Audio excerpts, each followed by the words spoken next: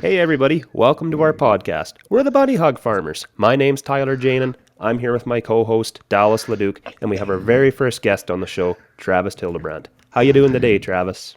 Oh, not so bad, guys. How you guys doing? I'm doing great. Also doing great. And I'd like to thank Travis for coming on and being our first guest. Travis is also a TikToker like myself and also Tyler. Travis has been really instrumental in helping us promote our very first episode. So it's the one and the only. We have to have Travis come on to be our first guest. Well, I'll be honest with you. Like with Dallas, when you texted me yesterday, is like, "Hey, what are you doing tomorrow? You want to be? You're going to be our first guest." I'm kind of looking at my phone, like, say what? I wasn't even expecting to be the 10th person, but this was very unexpected. But I'm honored for you guys to have me as your first guest. Yeah. So one thing I recently learned about you, Travis, is you swath a lot of your acres on your farm. On my Yes. farm, we swath every acre, and we're on opposite sides of the province. Yeah. And Yeah. I'm a No. straight cut guy. Yeah. I kind of fall right between you guys there. The only thing we swath on our farm is our green lentils. We don't desiccate them. We do, your typical, pre-seed burn on it, and then your in-crop spraying. Like, but Dallas knows as well as I do. You're pretty limited to what kind of weeds you can kill with your green lentils or any kind of pulses for that matter. You're limited to grass weeds like millet, wild oats, volunteer wheat, that kind of stuff. As far as like buckwheat, any other broadleaf weed, you can't spray it out because you'll just kill your crop when you do that. So, and we don't like desiccating. And the other thing is too, it kind of makes the hair on the back of our heads kind of stand up. Having the thought of having our expensive, well, I guess the header I run isn't that expensive, but on our combines, having that run on the ground. And yes, you do roll this. You roll your land after you're done planting lentils. But we have seen and heard so many guys, they'll pick up this odd rock that didn't get pushed in quite enough in the ground, and you're sending that through your combine, and you're causing a lot of damage. So we're like, you know what? For the amount of money that's going to take to repair what damage you do to your combine with a stone, it's just worth it. It's worth it to us to just swath it down. That way, like I said, we don't desiccate. The weeds dry down relatively quick, especially in the last few years. We've had tremendous heat here in the summer, and harvest has been creeping up on us like 2.5 weeks in advance. So we're kind of up against it. We like to swath our lentils, right after they get out of that green stage, but they're still kind of yellow, and everything, the pods are still soft, and you don't get as much header loss out of that. But the last couple of years, we it snuck up on us. We're swathing the lentils when they're bone dry and they're shattering at the head. Yes, you get a lot of loss, but it's the whole rock thing that kind of makes it an easy decision for us. Right. And And the I one thing that's getting back to there when you say it makes the weeds dry down really well. Well, Yeah, on our farm, yes, that's the same thing. We don't desiccate anything on our farm because we swath, but even the weeds dry down, and we believe that we're probably getting a little bit less chemical resistance on our farm just because we're not using as much desiccant or glyphosate. yeah, And when that's you right. cut that plant off, it's not coming back. You've essentially killed that plant once it's been cut off. You've cut off the lifeline. Yeah, exactly. Yeah, yeah. And we this year we actually we never used to do a bunch of like any kind of fall weed control, but this year we decided we were going to split our lentil acres for next year half and half. We spread edge and harrowed edge on half of our lentil field for next year, and then the other half we sprayed Fierce on it. So we're gonna kind of see what benefits us more, like what gets us a better kill. Because I mean, this year we had dirty lentil crops. There was actually about 800 acres of lentils that we couldn't get because of kochia, buckwheat, you name it, it just took it over. There wasn't even worth swathing it. There was nothing there. So, but I think I made a video there a little while. Actually, it was during harvest, and you could just see in between all the rows of lentils, there was just ragweed like nuts. But it dried down. But the buckwheat would just wrap around the reel. It was that bad. Yeah, and even coming to trying to like desiccate kochia, which I've had to do. It is very hard to kill a kochia plant with a chemical. That's probably our number one weed for being chemical resistant. And so, like you said, you cut that off with a swather, you layer in the row, it's dead. But I tried to kill that with chemical. I got It's to dead. drown Yep. it. Yeah, I got to drown it. And then what am I doing? What am I doing? I'm making sure them seeds that are not quite dead but sort of dead. Maybe next time when they grow that seed will grow a plant, it'll be completely unkillable by chemical. It'll be so chemical resistant it'll be off the charts. That's actually half the reason Yeah. I own a swather. And in the last 6 years, 5 years since we've owned that thing, I think we have 40 hours on it total. But if we ever get into a wreck some year where we're going to get a bunch of chemical resistant kochia, we keep the swather tucked in the back quarter of the Quonset just in case there's going to be that year, and then we're going to be scrambling. Yeah. That's right. That's the same thing for us down here. Yep. And it's paid for, and I'm not making a big payment on it, so sometimes it's nice to have something sitting there paid for. Yeah, yeah, no, that's for sure. Like, and you say like your issue with kochia, we've had that here for oh, probably just over 2 years now because we had horrible. We didn't actually spray anything the year before because it was so dry. The weeds weren't even growing. Yeah. Like, we were desert dry here. It was nuts. And we was like, you know what? Our agronomist even said you could spray this, but you know what? These weeds aren't going to really hinder you much come harvest. You know, why not save like a couple $100,000 for next year? And that's what we did. But you know, the kochia thing, I guess we couldn't have got away from that anyway. But our wheat had a lot of kochia in it, especially like our latest planted wheat, the last 600 acres. Like, we were going around with the combine, cutting out areas. Like, it was like making a corn maze, because there were spots where there were no weeds, and then most of it was just like waist high, bushy kochia that I had never seen before in my life. And that's the joy of farming, maybe where we probably shouldn't be farming. Some of this area is almost borderline too dry to farm. During the wet years, we had no problem growing a crop, and we get these dry years. It's like, uh-oh, now we're in trouble. Yeah, so one thing we do back to the swathing and kochia, with the swathing, we have the option of we just swath right through it, and then when the combine gets to it, they just pick up, they go over it. And being that we have cattle and round balers, we leave that stuff out there, and a week or two after we've passed with the combines, it's dried down enough that it's relatively safe to put in a bale. Just when you send somebody out picking bales, you got to be careful how you pick it up because it's bloody heavy. Like, it's probably double the weight of an ordinary hay bale. Oh yeah, they're probably 120, 130 pounds easy. Or your round bales, or you're probably looking at 2,000 pounds for a grain round bale with kochia and stuff in it. So you can really get a Yeah, heavy I bale. think I've had it where the front wheel assist tractor can barely pick one up. Wow. That Yeah, like we've never really baled any weeds as far as we go. Like, we never really seen a benefit. Like, well, we this summer actually we bought a tandem sunflower disc, or what is it, a 1436 series sunflower tandem disc, and we did that because we had, like I said, weed problems from the year prior, and we wanted to chop that up and bury it, which that machine did an awesome job. But we had a smaller. You guys heard of the brand name Easy On, eh? Oh Yes. yeah, Yeah. yep. Same Well, same as what I have on my yeah, front end loader on my Massey. yeah. I think that's the same one. It's about a 16-foot disc, and we use that. But I mean, like, 16 feet on the, you know, half a section of weeds. You're spending a lot of time there. So we like, you know what? We need something different. And plus, that disc had the notch discs, and it didn't really chop it up like a smooth disc would. And this thing was just eating through it. It was crazy. Like, it'd be bushy, dragging on the bottom of the tractor. You go over it, you look behind the disc, it's like it's fresh summer fall that there was no weed. It looked like there was no weeds there to begin with. So would that be much? I don't think I've ever seen one in person. Would that be much the same as a Degelman Pro Tail? No, no, it has nothing to do with the Pro Till. No, but It's like not a similar. high. It's built similar, is what I was getting at.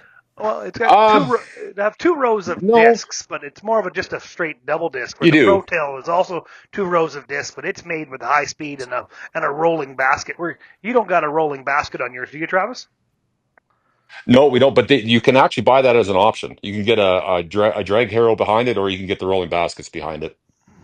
But guys never. We've heard that they're not even worth getting because this thing leaves such a nice finish already. It doesn't pay to get the add-ons. Every add-on like that on a $50,000 disc or whatever that disc was, Travis, is probably going to be another 10, 12,000 just for a rolling basket, and money doesn't grow on trees. No, no, yeah, you're right. That disc it wasn't cheap, but I mean, as far as workmanship and quality of the machine, it's great. We just had that one problem. I don't know. You guys might have seen that too this summer. I kind of touched on this. Um, our dealership actually put the like it has four rams for the four sets of wheels, the two main frames and the two wing wheels. Well, they didn't put the right rams in the right spot. They put the rams that were supposed to be on the inside on the outside because we couldn't get that thing level for the life of us. The center was always going deeper. We had like the ready rod on the adjustment on the wings to level it. We had that set as deep as that thing would go, but the rams would not suck in that last 2 inches. And we figured out the bores to the outside rams from the inside ones were different. It was the bigger rams were at the outside where the smaller ones were on the inside. So anybody that knows hydraulics, that's an issue. You always want your bigger rams closest to your power source. So that would have been some fun trying to diagnose that, and then if the dealer, made an oops on it, then they're trying to figure out what they did too, and you had to screw with that. I remember watching a couple of your videos debating on that thing that it wasn't working right. Oh yeah, that's tough when somebody Yeah, comes to the farm brand new and it doesn't work, and then you're like, ugh, now it's just what this piece of junk. yeah. Well, no, credit to our dealership that we bought it from. We told them our issue, and they were on the phone with the factory down in Sunflower in I think they were made in Kansas, and they were back and forth, couldn't figure this out. Then just the one day, I was jumping in the tractor, and I was like this is driving me nuts. Like it drives me nuts. If I got a problem, it'll drive me bonkers until I figure it out. So I just kind of looked, seen the stickers on the Rams, like for telling the size of them, and I'm like, okay, this one's this size. Okay, what are the centers? Well, the centers were smaller. I was like, that that should have been the first thing we should have checked. But they assembled it right here in Swift Current, but they did it wrong. I mean, everybody makes mistakes. I wasn't gonna, come down on them. They were good. The service tech, who is a buddy of mine, he came out. They switched them out free of charge. Everything was all tickety boo after that. Well, I guarantee the next one they ship out is going to be sent out right. Yeah, well, for the assembly with the assembly instructions, it doesn't even say on the assembly instructions that these rams go here and those rams go there. So it just I sounds like guess. IKEA produced this for them or wrote the Well, instructions yeah. or Yeah, I mean, you could probably chalk it up to that. I guess. Yeah, it's pretty close. But I mean, like the disc itself, like I said, it's an awesome machine. If anybody ever has a chance to run one, we've never used it in breaking up any kind of hayland or nothing. But I've heard from multiple people online that you know what you would do with any other normal disc, like four passes to break it up to a nice smooth finish, you'll do that like half the time, half the passes with the sunflower. Oh, because I got in my Limerick land there. That area doesn't drain; it just makes lots of sloughs. And so in the wet years, I lost a lot of ground due to sloughs. So something like that might be something I have to look into. Maybe trying to rent and come down there and or rent one or buy one and see what it can do. Because that's the problem. Is all my good dirt was underwater for years. Well, now it's accessible, so that's something to check into. Enough about that. Anybody been outside today? How freaking cold is it out there? It's 30 below, and I'm not calving yet. Yeah, I'm not calving yet. We only got 11 cows, but we're not calving for another couple months. But I watched your video earlier today, Tyler, and I see you're calving. How is that going? well, right now we're right in the heart of it, and So far, it's going well considering we've already got 5 sets of twins. That's a lot of twins for us. Normally, we'll get 2 or 3 sets a year, and I'm only in the first quarter of calving. We start generally around the 9th of January, and a lot of people ask us, why are you calving when it's this cold? Well, we're calving out over 300 head. We don't AI. It's done naturally. We turn the bulls out around the beginning of April. But the reason why we calve so early in the year and in all this cold is because we don't have time to be messing around with cattle when we're seeding. Seeding starts for us at the end of April. That's when a lot of guys start calving. Well, we've got a lot of acres to put in, and we don't have the manpower to look after it. So when people ask, why are you calving? I don't got time for it when it's nice out. Yeah, because that's when we like our high numbers when we had cattle was 160 head, but maybe we calved a little too late. But we don't have your nice facilities there or good facilities, and that's what I found. We were so short of manpower come spring that Dad was at the barn and I was at the shop, and we weren't getting it done what we needed to get done. Well, that's why you guys are so early, because in order to get your workload spread out correctly, you got to start early. But now you're babysitting at 30 below, but you got to have the barns, you got to have the bedding, and you got to have the smarts to know how to do it. And I don't know if you run any calving cameras, but those are pretty huge, the guys that have those. Yeah, we currently don't have any calving cameras. We're kind of working in our transition stage. Myself, my brother, and my cousin, we're kind of taking over. So we're the younger generation. We understand all that technology. My uncle and my dad, they tried calving cameras in the late 90s and they just didn't work. So they stayed stuck in that. Oh, they're no good. They don't work. So maybe in the future when we get a little more financially stable ourselves in this, we'll put some calving cameras in and whatnot. But calving this time of year isn't for the faint of heart. At 7:30 this morning in the pitch black, I had a water bowl that I suspected I had issues with, and when I went and checked it at 7:30, I had issues with it. So I was back to the shop, get an axe, chisel it out, get a half-inch wrench, open up the little door, get a flashlight in there, and there was my problem. A heating element had fallen out of its cradle, and the one half of the water bowl was froze up. So it's not for the faint of heart. And whether you like the cold or not, you kind of just got to put up with it. And that's experience talking there too, because a lot of the times you don't know what you're going to do unless you have that experience of already tackling into them problems in the past. Because without relying on your experience, if you didn't have any idea of how that worked, then you're really going to have troubles. Then you got to get your axe, like you said, your axe and your wrench and your heating element, and all that takes time and experience. And without falling on the knowledge passed down from our fathers, it's a lot to learn. I mean, to become basically a journeyman farmer is a whack ton of experience. I think that's what I'm going to start calling myself now, a journeyman farmer. Kind of know how to do everything, but not necessarily good at all of it. Yeah. And another thing I'm jealous right now is your dad is on holidays in the hot country. Yeah, he flew out. So we live in Mooseman, and he wanted to fly direct. Well, the closest airport that he could fly direct out of was Winnipeg. Well, he left on Friday, so he got to about Brannan, and the highway was closed. So he sat at the gates for 5 hours waiting for them to open the highways. Then he got into Winnipeg, and the routes he had to take to get to his hotel, because his flight was the next morning, were so snow-covered that he had to basically plow his vehicle through it. Well, all this electronic stuff on board, he went to go move his car the next day, and the park brake was froze on. So he managed to get it off. He's going along, had to make a few stops in the city before the airport.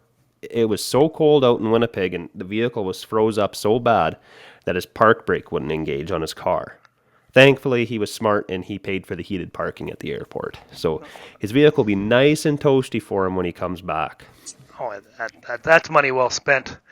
And thinking about that, and I got some buddies that run them calving cameras, and they have them on their phone.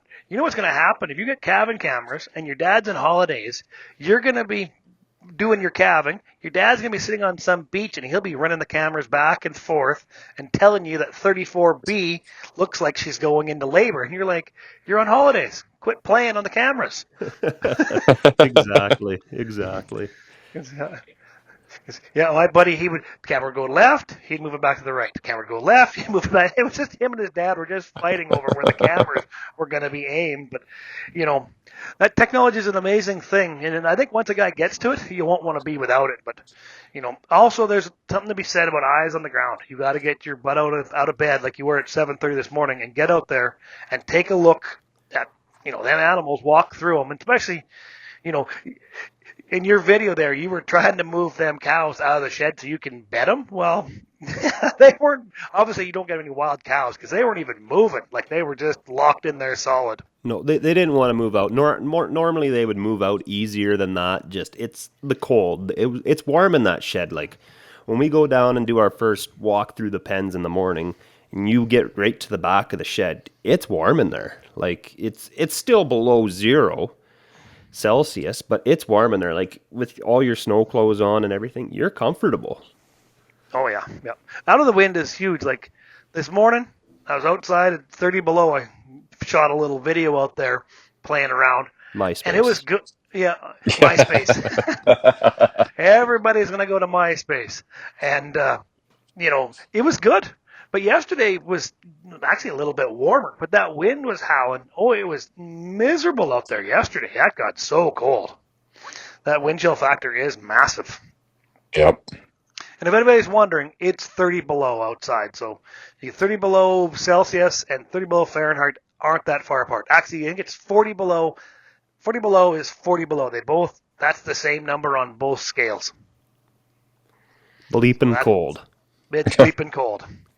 And that's one thing, speaking of bleeping, we're trying to keep this a family-friendly podcast. So if there is going to be a bad word get in here, we're going to bleep it out for you. So you don't got to worry if you're listening to this in the car with your kids about something getting past you, or past us, because we want to keep this so people and their family and their kids and grandma and grandpa can both sit down.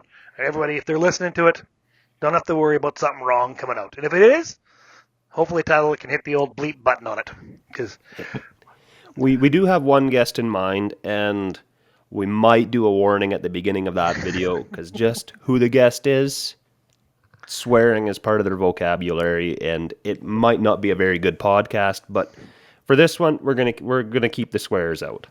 Yeah, if there is going to be an episode with swears, we're going to let you know at the beginning. So, Travis, how's the cell service down at your farm?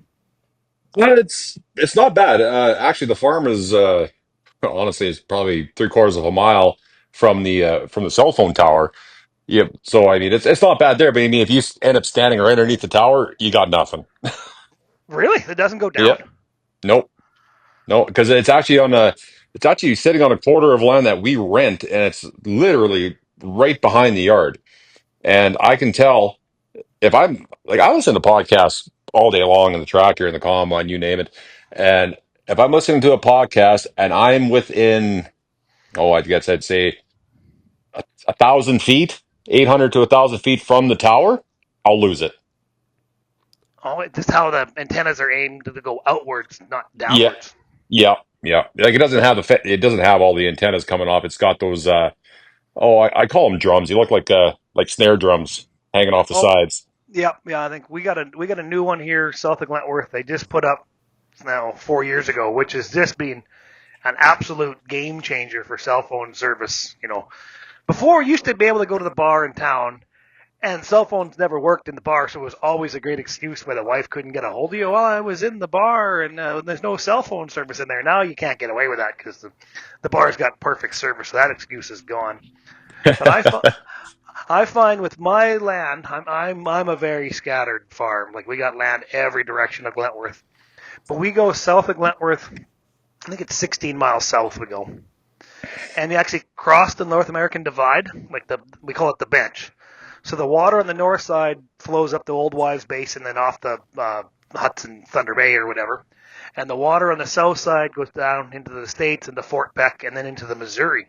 So once you cross that ridge of hills, actually you're taller than the cell phone tower to begin with.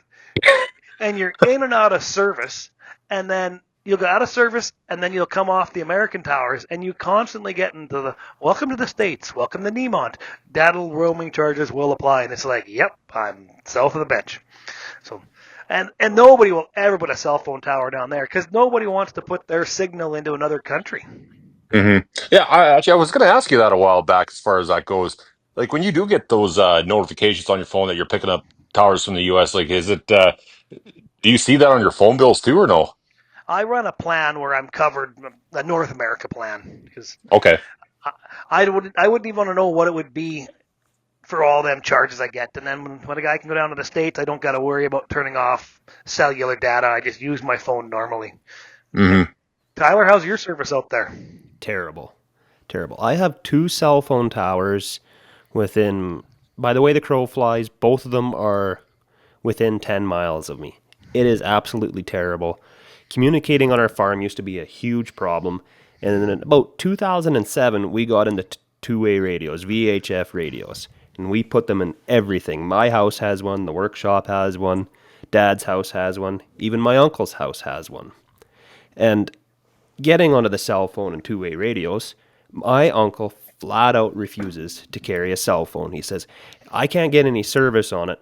What's the point in even carrying it? Well, yeah, if you can't, there's no service on, then you have to go back to the old days of the party lines and general rings. Yeah. Do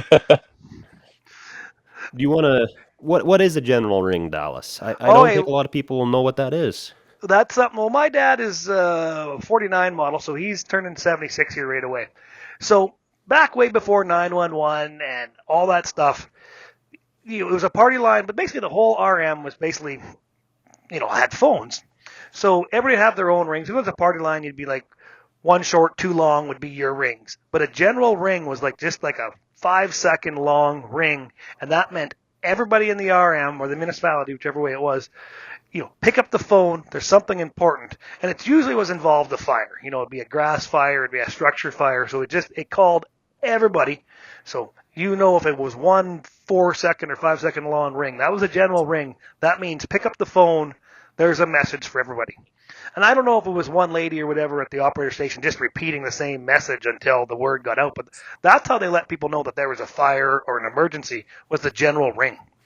But even when we moved to the farm in '83, we were on a party line. So we were, the old lady that lived down from us, she didn't use the phone very much, but I'm sure she listened lots to, because you could just pick up the phone and you could listen. But if you didn't raise the little knob, and the little knob on your phone turned on your mic, so I'm sure she listened to lots of conversations, but she would rarely ever get a phone call. But I was pretty young. I was only 7 when we moved to the farm. So we actually had a party line out here in the country. It's amazing how far we've actually come with cell phones.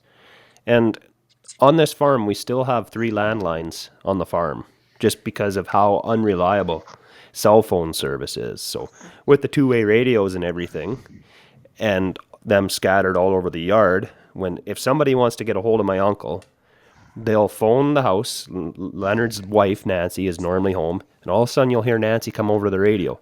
Leonard, come to the house. You have a phone call. So even in this modern times, you still go back to the old school way of Leonard, come to the house. You had a call to make. But actually, speaking of that and some old school ways in history, when we did the first episode, that we still are new to this and we're green to this, we ended up getting a beep and some funny sounds coming in. And Tyler, you got cut off when you were talking about how your dad or your grandfather started your farm. And I think that's pretty critical to explain to the viewers and the listeners out there of how you got to where you were. And then maybe Travis, maybe you can even chase that up too with how you got started with farming and with your dad and your grandpa and stuff. So how my family farm got started is my grandpa, he was a barn painter. He grew up through the 30s and whatnot when times were tough. He kind of started life down in that manor country, and he became a barn painter because he enjoyed painting, and it was kind of probably really the only job he could do because he had only a grade 7 education, if I remember right. So I'm going to go with a few thousand gallons of red paint in his day? Because every barn is red. Every barn was red. He even painted grain elevators. He talked about when he was still alive how they would have a pulley that would hang over the edge of the grain elevator, and they'd tie a rope to the bumper of a car, and he'd sit on a 2x4 and they'd pull him up. Oh But my. back in those times, it was all the lead paint. So he came to this farm where we are now. It used to be owned by the Dukes, and he went to go paint the barn. Well, he ended up getting sick with lead poisoning. So they took him in, put him in their attic, and for 2 months he was sick in bed. All he could drink was milk. Well, this old boy and old girl, they never had any children of their own, had no family. They immigrated here, had no family. Well, my grandpa felt obligated to repay his debt for being looked after, so he stuck around to be a hired hand until his debt was repaid, and he ended up falling in love with farming. And the old boy asked him, like, do you want a job? Do you want to stick around? And my grandpa did. He built a house, worked for the old boy, ended up buying some of his own land, getting some of his own cattle, and looking after them. Well, as the old boy got older and near retirement age, the old boy said to him, well, I'm not going to be here forever. Neither is my wife. If you look after us when we're old, the farm is yours. So the old boy, he eventually died. He took care. My dad and uncle, they called her Grandma Duke. She was basically the grandma they never had. So when she got to the age where she needed to be a home, Grandpa put her up in a home, looked after all that. Then once she went, the home quarter was titled over to him, and here we are now. I'm the third generation. Hopefully one day to have the farm title in my name. That might be the first story in the history of the world that lead paint was actually good for something. You know what? I've never thought of it that way. That's an amazing story. Like how, because he wasn't a homesteader or nothing like that, but just amazing. No, he did kind of come from a farming background. We do have relatives that farm down in Manor area, and they still do, but I don't know. He fell in love with farming, I guess, and here we are, 3 generations deep. 2 months sick in bed and could only drink milk. That's crazy. Yeah. Yeah. I don't know nothing about lead or lead paint, but that's. Could you imagine if that happened to us now? Oh. I'm sure they got Yeah, it some would be medicine good. for it now, or they just might as well just call the funeral home now. I don't know. We're not as tough as they used to be anymore. We've Well, all gotten pretty soft. well, yeah, because That's now, a fact. well, exactly. Now we'd be sitting there. Oh, I'm sick in bed for 2 months. Cell phone, iPad, Netflix, Wi-Fi. He would have stared at the ceiling and counted the flies. Yep. Uh, And waited for the day that the newspaper would show up every couple of weeks and read that thing corner to corner in every article in the middle. I have to admit, them old boys were tough. They come out south of the city there, they get their home quarter, and all they have is the oxen and the wagon. I remember hearing stories that my great grandfather, I think they overturned the wagon in I think most of the first winter they lived in an overturned wagon.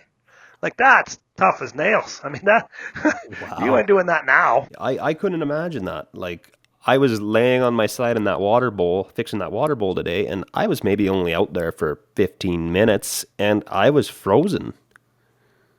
Yep. Like, And could they, you and they imagine living under an uninsulated wagon with likely they weren't prepared for winter or had anywhere near the clothing we do now? no. They might have some warm clothes back there. You get some of that proper buffalo hide or whatever. Maybe that was common at the turn of the century, but big, heavy, cumbersome. But there's no insulated back then. Do you care to share your story, Travis? I think that's about all I got for mine right now that I can remember off the top of my head. yeah, no problem. Well, my great grandfather, he came here from Germany back in the early 1900s. Little backstory on him. He started farming here. He actually died in 1995 at the age of 105.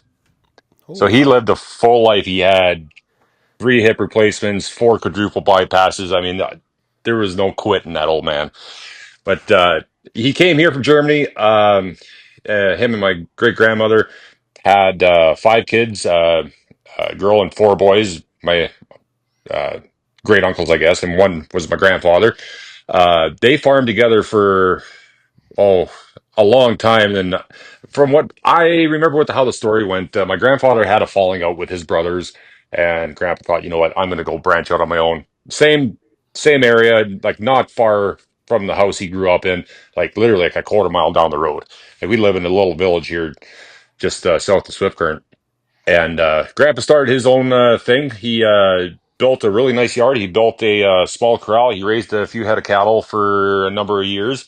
Um, my dad came into the picture evidently and helped him with that. And they got out of the cattle business. I think it was, I want to say 81 or 82. I know it wasn't long before I came around because of the I think it was the mad cow or the BSE deal that I'm not that great with with how cattle were done back then and what the problems were because I never really had to deal with it.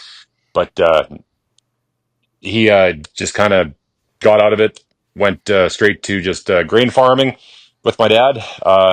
My dad did that for a while, and I think it was in his mid 20s. Dad decided he was going to go work for a sawmill for a while out in British Columbia. So he did that and came back. He met my mom, who only lived in the town that's 3 miles away, and they popped out a couple kids, me being one of them. Uh, Dad bought the yard that he's on now from the people that he was actually renting from and who we still rent land from. He got a pretty good deal off of that. Um, and him and my grandpa farmed for a long time, at least until 2016 when my grandpa passed away. I started doing like helping on the farm when I was 11 years old. Like I was driving our 4630 and 35-foot cultivator when I was 11 years old. First job on the farm I ever had, and I absolutely loved it. And but the only thing I didn't love is when I was misbehaving and my dad or my grandpa would send me out to shovel out a flat bottom bin. I tell you that was punishment. If it wasn't that, it was sweeping out the Quonset, and everybody knows how dusty and dirty sweeping out a Quonset would be. So uh, anyway, did that. Went to school every day after school, like any other farm kid. You know, as soon as you're done school, you put your backpack away. You're hopping onto the field. You're helping out with the harvest. Um, I did that for a long time. Then I came to a point in my life too here. I guess it was probably 10 years ago where I got offered a trucking job with a buddy of mine that was close to Saskatoon, and I thought, you know what, I needed a break from uh, from farming and wanted to see what else was out there. You know, just kind of explore my options a bit, I guess. Um, but what really kind of put the put the stamp on it was when my grandfather did pass away in 2016. It was just my dad. That was it. I was like, you know what? This is something I need to do. I Yeah, need to carry on with a family farm. time to go home. Yep, it was time to go home. It was time to hang up the keys. I still do that every now and then in the winter months. You know, hop in a truck for a couple buddies of mine. Like in the winter times for several last several years, my buddy has contracts doing snow removal in Swift Current. Um, you know, just doing winter stuff. You know, I call it something just to kind of keep the boredom away during the winter time because on our farm, unless we're hauling grain into town and we're selling it, there's not much going on. Like, unfortunately, as much as I hate to say it, we don't have a nice big heated shop like most people have. So it's like we can't really pull anything in to work on it in the winter time, which is unfortunate. But it's hopefully going to happen here in the next little while. Um, but yeah, that's pretty much it. You know, I'm primarily on the farm. Me and Dad work together. My sister, it was a full on family operation. My sister ended up having a few kids here starting, well, 4 years ago. So she's more of a mom now. She doesn't really do much on the farm anymore. Uh, as far as keeping the operation going, it's me and Dad. He runs the sprayer in the springtime. I run the drill in the summertime. Mom, I think we were talking about this the other night there, Dallas. Like, talk about mothers and whatnot and farm wives. You know, my mom she is the top gopher. Like she's like getting up there in H2, but I mean, she's like, you need me, I'm there. Like snap of a finger. Oh It's yeah, it's awesome. and that's the big key is family farms. You need to have family on them, but we don't know what's going to happen in the future that way. But at least, Travis, when you were 11 years old and running a tractor, you would have got away with it because anybody driving by would have thought there was a teenage boy in there. Because were you 6 feet tall at 11? If No, anybody doesn't know, Travis has a bit of height to him. yeah, yeah, yeah. A very difficult 6'9". Yeah, That small places don't agree with me. And unplugging a combine from the walker area to the beater section of the combine, that's not a safe place to be for me because I've gotten stuck there before. I don't think it's a just safe place or a nice place for anybody to be, no matter the size of your body. Yeah. Well, actually, I got a bit of a story about that if you guys don't mind. Go my ahead. it was fire two away. years. It was 2 years before my grandpa passed away, and we were combining yellow peas, and I don't know what happened with these peas that year, but the combine would not it would not like it. If it went 2 mile an hour, you're guaranteed to plug the combine with a 30 foot uh, honeybee header. It Yep. would plug. I don't know if it was some sort of stem rot or what, but I mean these stalks you couldn't. The plant was dry, but you bend these stalks, and it was almost like bending a stalk of canola. Like when you first cut it, it's that rubbery Mm-hmm. texture to it. Yep. Well, Yep. that's Yep. that Yep. that's what these peas were. And Grandpa plugged his combine, and I was just I can't remember what I was doing. I was putting out some other dumpster fires on the yard, and I get a call from Grandpa. It's like I plugged my combine. Like, oh no. Like we were running a 9600 and a 9610, and Grandpa was running the 9600. And I thought, okay, well, peas.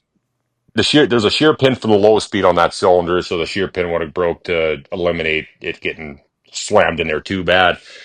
So I crawl underneath the feeder house, open up the access panels, and yeah, it's plug full right in the cylinder. So I'm pulling on this stuff for probably a good 45 minutes, and finally I was able to, you know, see that it was free and clear.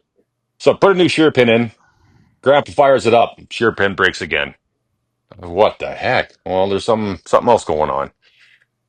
So I'm looking, I pull the access panel on top of the feeder house right underneath the cab, and I could see right through the cylinder that the beater had a huge wad stuck in there. I'm like, oh no. And I might have long arms, but my arms aren't long enough to reach all the way back there. So the only other option was to climb up the engine compartment. And anybody that knows these combines, there's an access door in the engine compartment to get down to the walkers. And I'm looking in there and shine a flashlight down to the back of the beater, and yep, there's a big slug right in it. I was like, great. I was like, Grandpa, this is going to probably take a while. So, I mean, if you got something else to do, go for it. So, yeah, well, I'll go home for lunch and maybe catch a nap. Just call me when you're done. It's like, all right. I guess when he's your grandfather and he's the boss, he's like, you go unplug that combine, son. I'm gonna go for dinner and a nap, and you let me know when that thing's ready to go. Yeah. So he jumps in his old Chevy 3/4 ton, heads home, only about a mile away. And I shimmy my way in there, and I can still feel to this day that sharp steel on my knees. I should have had knee pads on at that point. And I'm going all the way down, and I'm pretty much laying on my belly. And those sharp risers and the sharp screens inside those walkers, not comfortable. No, I highly don't Not recommend user doing friendly this. for the flesh. no, No, yeah. no, no. It looks like you just came out of a cheese grater when you come out. But anyway, I'm in there flat on my stomach, and I'm just pulling. I don't have much leverage at all, and I'm just pulling like little handful chunks out at a time, and it seems like I'm getting nowhere. And finally, before I finished, I was like, "Hey, I need some air," because it was dusty in there. Stupid me, didn't have a mask on, and I was like, "Okay, try to shimmy myself backwards out of this compartment." Well, I get back about a foot, and then also my jeans hook on something. You get stuck? I got stuck. Oh, I got stuck, and I'm wiggling, like trying to wiggle every which way I can to, get. I think it was the bottom cuff of my jeans that I had a rip in my jeans. That's what it was. I had a worn rip in the bottom part of my jeans, and it caught the riser on the side of the straw walker. And I, for the life of me, could not wiggle my foot high enough or side to side enough to get it out, and I definitely couldn't reach back with my hand to pull it away. I'm like, oh, okay, well, I guess this is where I'm going to die. So finally, I'm like, I don't have my cell phone with me. I left it in the truck because I didn't want to wreck it into where I was. It's like, oh, this couldn't get any worse. So I'm sitting there. It's like, well, there's nothing more to do than keep pulling this stuff out of the beater. So I finally get it out, and my grandpa hadn't showed up yet because, of course, he was waiting for me to call him to say that I was done. I don't know how much time went by, but all of a sudden I hear the truck rolling into the field. And he's like, "You still in there?" It's like, "Yeah, I'm still in here, but I've been done for probably, I'm guessing, a half an hour, but I can't get out."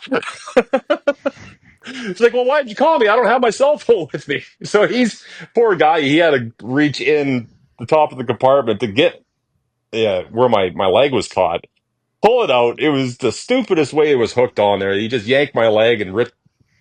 He ruined a pair of jeans anyway. Just put a nice slit from my ankle up to halfway up my calf. And finally got out of there, and I was so sore. I was like, I don't ever want to do that again, Grandpa. It's like, well, if I call you, or if I get plugged up again, you know you're going to be the first one I call. I'm like, so my day's not over yet, is it? He's, oh, probably not. I'm like, great. That was the most traumatic experience on the farm I've ever had. I would. I'm usually pretty calm, but I would almost have a little bit of panic going through my brain. Like, what if they come in here and start the combine or anything like that would be going through my head. Like, Well, I mean, take a deep breath and start getting ready to yell. well, yeah, well, luckily, well, you've run a 9600 combine before, Dallas. You know how you get into the engine compartment, you pull the Yep, side panel ladder yep, down. I yep. mean, somebody would have seen that either from the mirror of the cab or Oh yeah, yeah. driving up to it, luckily. But yeah, if somebody didn't know what they were doing and wasn't paying attention. I mean, I would have, probably the movement of the walkers would have freed me up, but I think I'd be a little worse for wear when I got out of there. Oh yeah, when I in '96 when I went custom car harvesting, we went to Texas and all the way back up to Melville, and we had 8 9600s back in '96 that we ran in the States and in Canada here.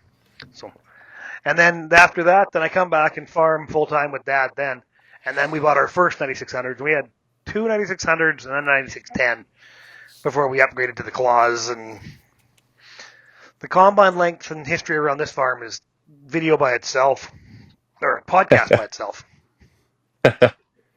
Stay tuned for episode 3. Episode 3. Yeah, So but just going back to when you remember being 11 years old, Travis, and driving a tractor. Do you remember what the first tractor was that you ever drove by yourself alone? that was the John Deere 4630. And that was cultivating? That was when we were still pre-working in front of the drill. Yeah. We had our dad had a 52-foot 3-section international hoe drill. See, me, the first one I drove was a Case 1370 with a 39-foot Morris cultivator. And it would have been doing summer fallow.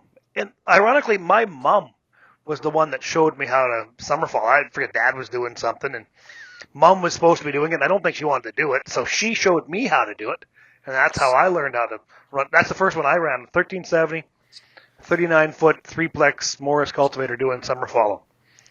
And then I fell in love since. This running machinery has just always been a passion of mine. But I would have been 12, at the latest 13 when I started doing that. And Tyler, what was your first tractor?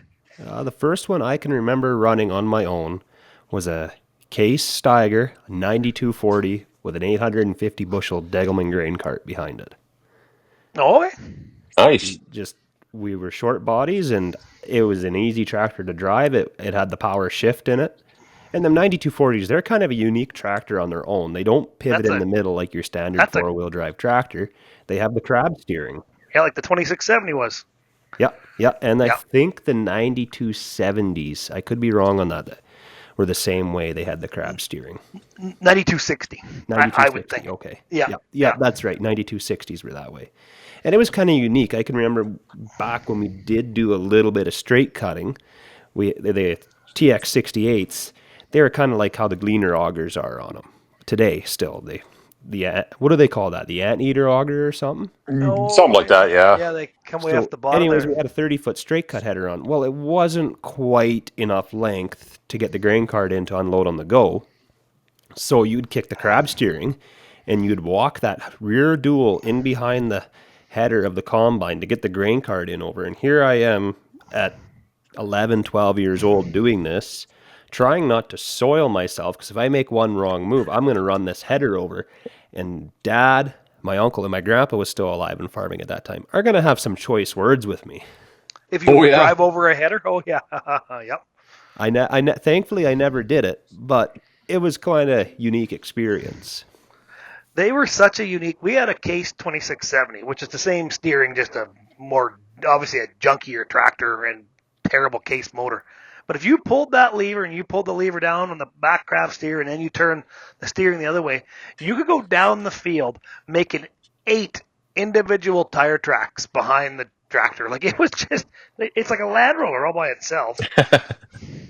Yeah, they were quite something. To this day, that was still one of my favorite tractors to ever run. I wish we never got rid of it, but Well, was that the yellow and or sorry, the red and black paint scheme on them, or was it the white? On mine was the white and black, but the Case 9240 Travis was talking about, it would be the exact same as my 9280 paint scheme. That'd be red and silver wheels. That'd yeah, be I my believe guess. that tractor was a 1991, so it would have been red with the silver wheels. Okay. Yeah. Yeah, my And cousin had a couple of those tractors too, and I'm not a big case guy by any means, but I mean those tractors were pretty cool. oh yeah, yeah.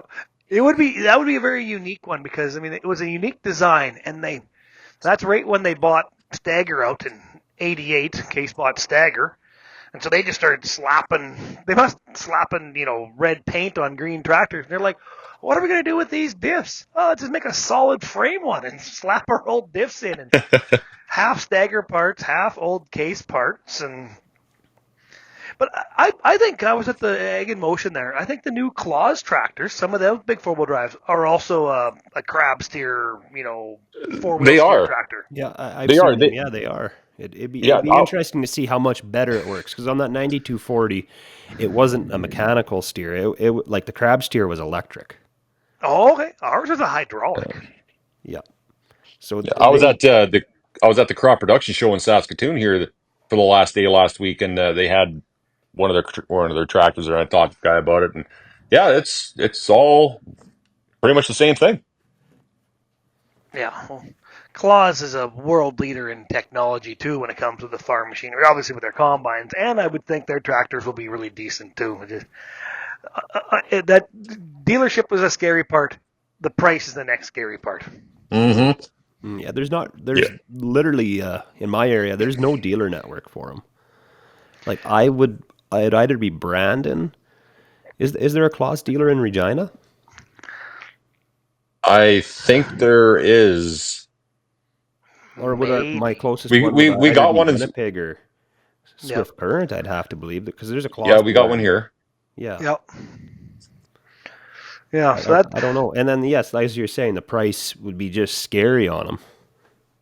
Yeah. Well, for And a what is lot of it? that stuff that we have on this new farm equipment, a lot of that stuff we don't need. No, No. no. But Like, that's what scares me about all this huge equipment and the huge price tags. I mean, not not a lot of small farmers with less than 20,000 acres are going to be able to afford this machine or utilize it. well, you look at some of these 100-foot air drills. Not a lot of guys need a 100-foot air drill. And the guy that needs a 100-foot air drill, he's normally in the position where he can afford to buy a new one. He doesn't want to Yeah. buy somebody's clapped out Well, used one, right? exactly. Last thing I want to buy is a 4-year-old, 50,000-foot, 100-foot air drill, and expect it to perform like a new drill because it's not new.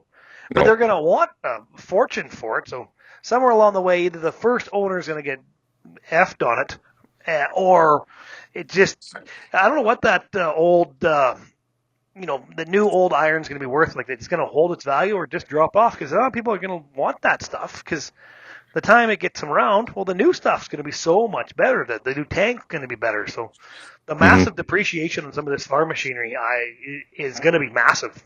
The one Massive, that I'm massive. really curious about is these X9 John Deere combines that are out. They've pumped a pile of them out, and a lot of guys have bought those combines to drop a machine, maybe two. Well, just because you've dropped a machine and that combine's capable of it, you're going to push it harder because it's got the horsepower to do it. So, are those X9s going to be good combines to buy used, or are they going to be ones that have been ran through the ringer and put away wet? Yeah, Well, the you'd be people. surprised how many people are actually they buy these, but they don't keep them very long. They sell them. I've seen a lot on Facebook. A lot of guys are selling the X9s that they only put a year into them. Well, they're taking a bath on your depreciation. Then, I mean, you're going to pay Yeah. $1 million and get 600 on trade, and combine 1 year and lose 400 grand. That takes a Yikes! lot of acres to make that 400,000. Yep, Oh yeah. And a lot of guys have more than one of them. Yeah. yep.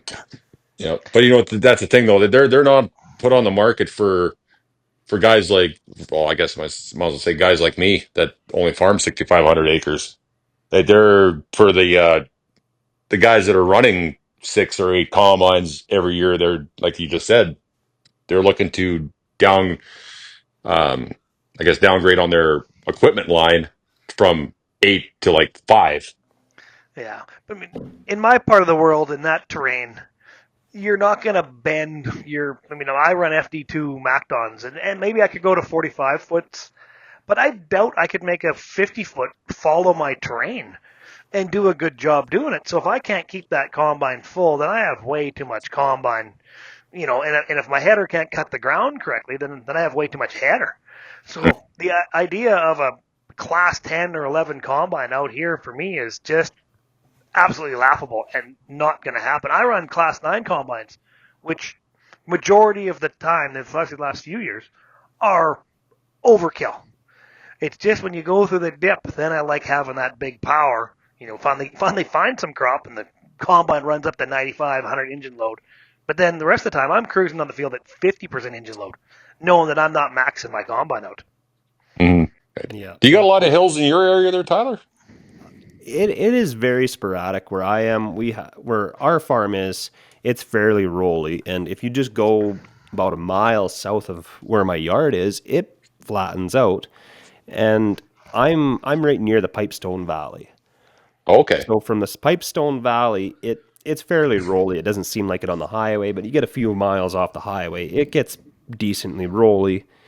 I got neighbors that they're running them big 50-foot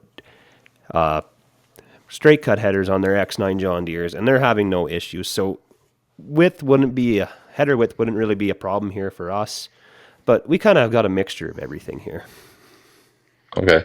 Yeah, I guess MacDon, they just came out here a little while ago with a 60 foot header, I think it is, Yes, isn't it? 61, I think. Yeah, that's nuts. But then, 61-foot header, class 11 combine. I mean, but you can only throw a piece of chaff so far. Exactly. Yeah. You're never. I don't. It'd be in any sort of wind. You're definitely not going to be spreading into any sort of wind, not unless they design some whole new kind of. So I really think the combines are probably coming to the end of the massive development. Yeah. And a lot of the combines, the New Hollands, the Cases, the John Deeres, like your 780s, your CR 9.9s, your 9250 Cases, they're good combines, real good combines. And maybe the new ones can come down in price when they don't keep having to reinvent the wheel and keep trying to redesign the combine to one up the neighbors of competition. Because I'd be happy if, my CR 9090s, they've ran that same concave in them combines, and they still have them now. For my combines are 13s, and my concaves can come out of my combine, and they can go right into a brand new combine. So Your sieves are hope much the same too. sieves are much the same. So let's hope if they're not constantly doing a lot of R&D on the technology, maybe they can make these things cheaper. Because tried and true designs like your big stagger 4-wheel drives, your big tractors, the tried and true designs, they're going to last. They're going to work, and they work. or I'd be afraid to go to an X9 combine because it doesn't have the track record that your big case single rotors have, that your my CR 9090s or Travis's Deers. Like, you know, the Yep. Walker Deer has been around since, well, forever. I mean, but it's very similar from the 8820 to the 9600, 9610, 9650s, up to the, what is it, T something something, Travis? The T Is series for a John Deere. Yeah, isn't that a Yeah, Walker combine? yeah, T670. We have one of those. Oh, okay, but it's still the Yeah. same as, same bones as your 9600, right? Pretty much. I mean, there's some differences. Like it's got one extra beater drum Oh, okay. in behind all of it. Um, if you plug that up, it trust me, it's a bear to get to. You got to do it all from the side and get a stick, and yeah, you can spend all day unplugging that thing. But like, me and Dad were actually talking about this summer. It's like, you know what, the ideal combine for us, like we retired our 9600 when my grandpa bought that combine brand new in 95, and 3 years ago now. Uh, we decided to retire it. We already put a bunch of money into it. Um, the the Walker area was getting well worn. The tin was wearing through, and the price to even get used parts put in this stuff it wasn't even worth it to us. But we still had the 9610, so that's what I'm running now. And Dad and I got talking. All these monitors, bells and whistles, adjusting your sieves from the cab. I mean, that's all fine and dandy. But why not, kind of rebirth a 9600 series combine like they did in the 90s and just put this extra electronics into it? That would be in my mind, that would be the best combine ever for a deer, for guys that that like running conventional combines. Yeah, well, the You want to technology's make there. the They don't. shift to a New Holland. That's basically what the CX series New Hollands are. Yeah, yeah, I guess so. Yeah, And they come with a big yeah, wrench to unplug it when you plug it. they do. Yep. And years ago, we ran a Cat Lexion, so claws basically, 460 Walker combine, and it was, but similar to the 9600s, but it had about, I'd say, at least 1/3 more capacity yet than the 9600 had. Like, it's just that much bigger yet. Yeah. But the problem we got out of it was that that's back when Kramer was the Lexion / Claws dealer, and then they parted ways with Agco and completely dropped out of the machinery line, and then we're stuck with basically this no dealership. Canada Harvest hadn't started yet, so we're stuck with basically this no dealership, no work combine. So Yep. it actually legitimately went from our farm when we bought it brand new. We only ran it, I think we're only a little over 3,000 hours. And when we were done with it, it needed a rebuild. The augers were wore out, like the clean grain augers were wore out, like the elevators were wore out. They had patches on them. So, a not that old combine that could have been rebuilt, the most economic decision is we sold the combine world and we scrapped it.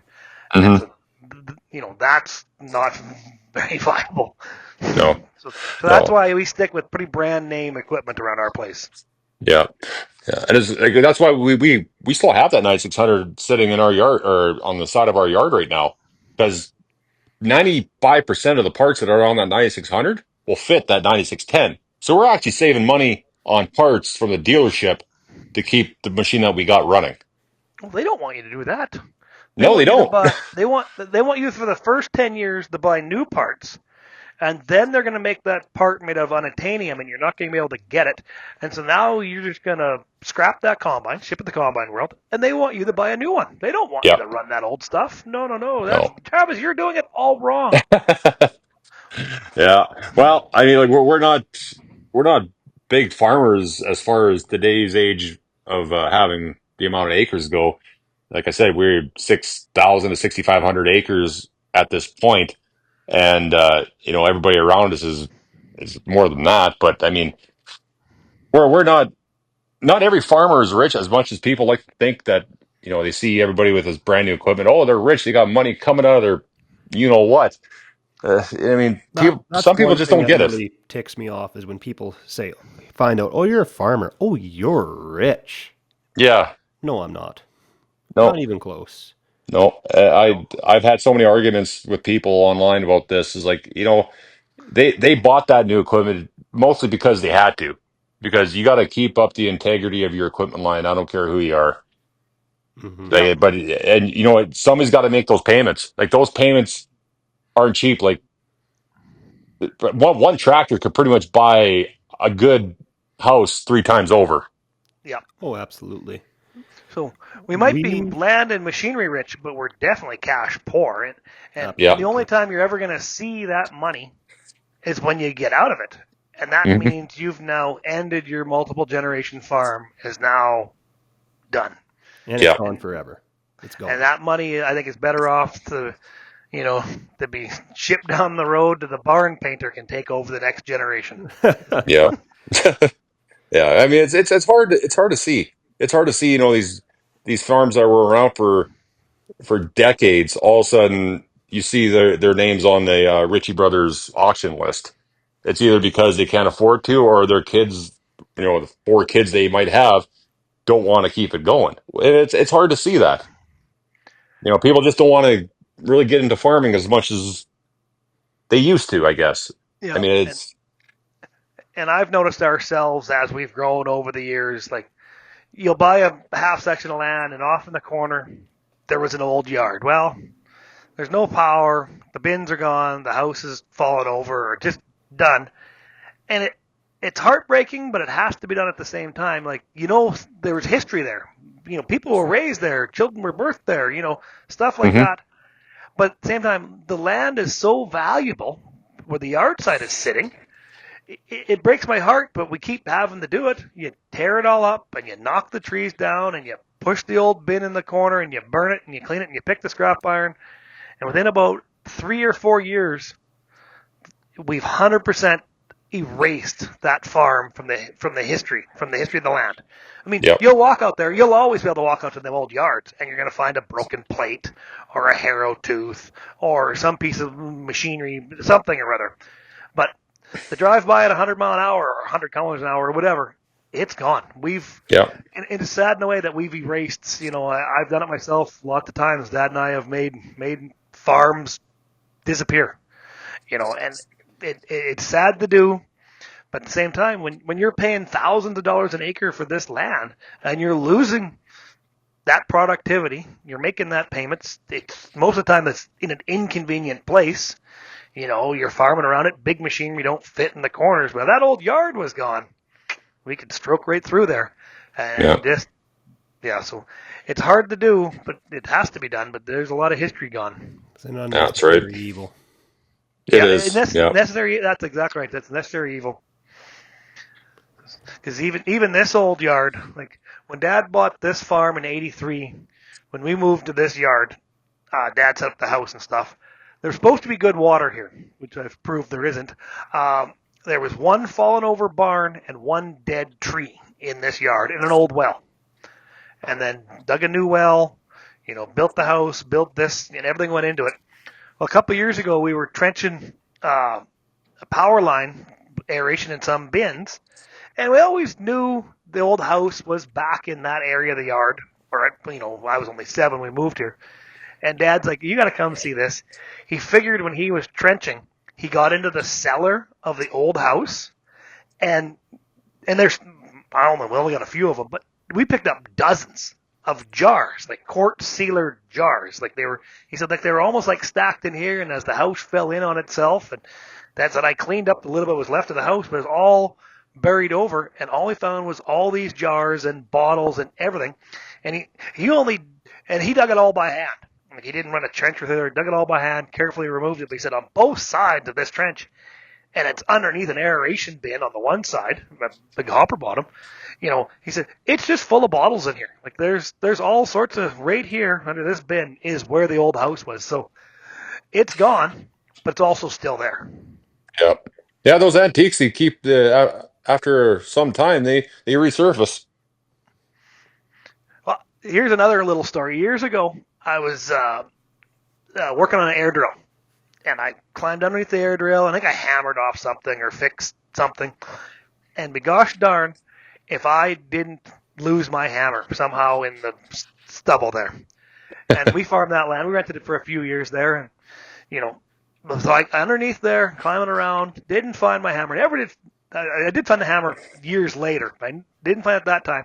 But while I'm climbing around underneath here, I found a tomahawk, and I had to laugh to myself. I lost a hammer, but I found some old, some native. I found his lost hammer somewhere along the way, because the tomahawk is a round rock and the ring grooved into it so we could hold on to a branch or a stick was tied to it. And then years later, I was always looking for that hammer, and gosh darn, if I didn't get out there the one time, every time I'd combine in that spot or seed in that spot, I'd get out and use the can and take a look, and I did find it.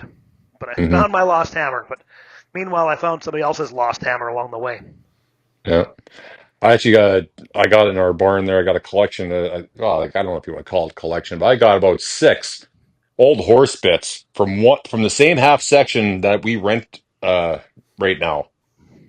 I found 6 horse bits, and I was like, it makes sense because on one 40-acre chunk of that half section, there's an old horse wagon sitting there, and it's Oh, got yeah. a bunch of stuff around it, and old iron, and it's always been around that that wagon. It's where I'm always knocking stuff off the drill shanks or whatever, and it's like for the longest time I didn't know what's the history of this. I finally asked Dad. I was like, why am I always finding these old horse harness gadgets? And he's like, well, back in what was it, the 40s or whatever, people that farmed that land, they did it all with a horse and a one bottom plow, and that's how they farmed it back then. I was like, well, that's I love stories like that. I love knowing the history of the land I'm farming.